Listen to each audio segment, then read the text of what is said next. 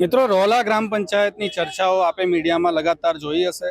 અલગ અલગ મુદ્દે રોલા ગામ હાલ ફિલહાલ ચર્ચામાં રહ્યું છે. હમણાં જ તમે અહીંયા જોયું હશે કે કલેક્ટર કચેરીએ અમુક કિસ્સામાં આવ્યા હતા રોલા ગામથી, જે લોકોએ કે ઉપસરપંચ અને સરપંચ વિરુદ્ધ આવેદન આપ્યું છે કલેક્ટર કચેરીમાં. એવી પણ વાતો થઈ છે કે ખોટી સહીઓ થઈ છે, દુરુપયોગ થઈ છે સહીનો. એમણે પુરાવા ફોરેન્સિકની વાતો કરી હતી. એનો જ જવાબ મેળવવા માટે હાલ આપણે ઊભા છીએ ઉપસરપંચ રોલા સાથે, ચિંતનભાઈ પટેલ. ચિંતનભાઈ, ઘણા આક્ષેપો થયા, ઘણી ચર્ચાઓ થઈ, ઘણી મીડિયા બાઇટ્સ બની. શું કહેવા ઈચ્છો છો, શું જવાબ આપવા ઈચ્છો છો? સાહેબ, આમાં તો હું તો શું કેમ કે સામેવાળા પક્ષનો, વિરોધ પક્ષનું તો છે કે આક્ષેપ લગાવવાનું ને હવે સાચું કે ખોટું એ તપાસનો વિષય છે. ને મને પૂરી વિશ્વાસ છે કે આ 100% કામો થયા છે અને કલેક્ટર દ્વારા, ડીડીઓ દ્વારા, ટીડીઓ દ્વારા નિષ્પક્ષ તપાસ થાય અને સાચું દૂધનું દૂધ અને પાણીનું પાણી થાય. જે લોકોએ આપના પર આક્ષેપ લગાવ્યા છે એ લોકો કહેતા હતા કે ફોરેન્સિક તપાસ વગેરે બધું કરીને અમે સબૂતો સાથે કલેક્ટરને અને બીજી બધી જગ્યાએ આવેદન આપી રહ્યા છે. શું આવો કોઈ બનાવ બન્યો છે રોલા ગ્રામ પંચાયતમાં? સહી સરપંચની ખોટી રીતના થઈ છે કે નહીં? સાહેબ, હવે એ લોકો આક્ષેપ કરે એવું તો હું કેવી રીતે કહ્યું? સરપંચ પોતે જ કહે છે કે હું બધી સાઈનો કરી છે. હવે એ લોકો એવો આક્ષેપ કરતા હતા કે પૂના નોકરી કરે, એમને એમની હિસ્ટ્રી તપાસ કરી, પૂના નોકરી કરતી હતી એમ કહેવા માંગે છે, પછી છોડી દીધી. પણ હવે તે જ કેવું ખોટું ના, એ લોકોને તો આપણે કેવી રીતે કહી શકીએ?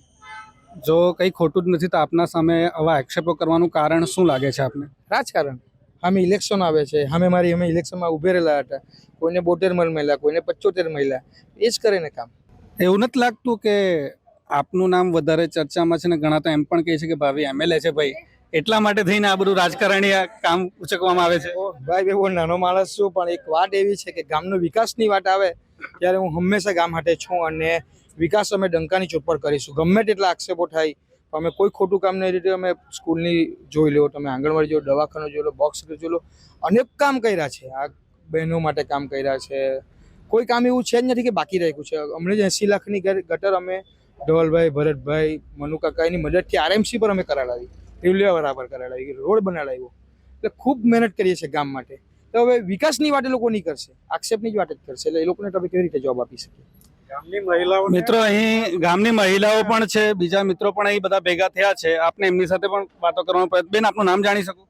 મારું નામ પ્રિયંકા પટેલ છે. પ્રિયંકાબેન, આજે આપના ગામના સરપંચ, ઉપસરપંચ ઉપર જે આક્ષેપો થઈ રહ્યા છે એ બાબત શું કહેવા ઈચ્છો છો? હું સરપંચ છું અને હું એમ કહું છું કે જે આક્ષેપો લગાવવામાં આવ્યા છે એ તદ્દન ખોટા છે.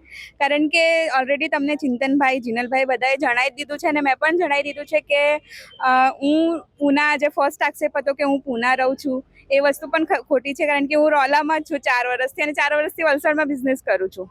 જે લોકો આક્ષેપ લગાવતા હતા એમ કહેતા હતા કે આપની સહી ખોટી રીતના કરવામાં આવી છે, એ લોકો પાસે ફોરેન્સિક પુરાવા છે. હવે એ સહીઓ આપ જ કરતા હતા કે આપના નામે કોઈ બીજું કરતું હતું?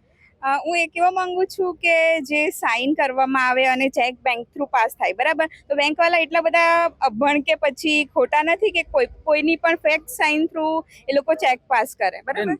બેંક વાળા સાઈડમાં રહે, પણ તમે સાઇન કરી હતી? તો મેં સાઇન કરી હોય તો જ તે આગળની પ્રોસેસ થઈ હોય ને.